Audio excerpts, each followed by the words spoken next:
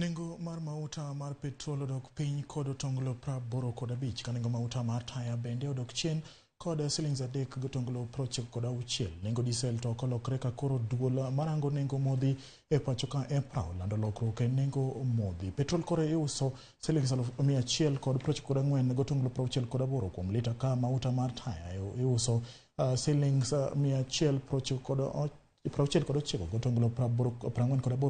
kuom lita ka lita. Kalure kod EPRA ma nengo manyien mag modhi gi chakre sani nyaka tarik 15 dwe mar 8. EPRA pod dhi nyime gi chayo chik doho mochungo chik mar omenda ma higani kuom tiyo. Nengo manyien mag modhi EPRA onywako 16% mar usuru kaka oketi chik mar omenda ma higani.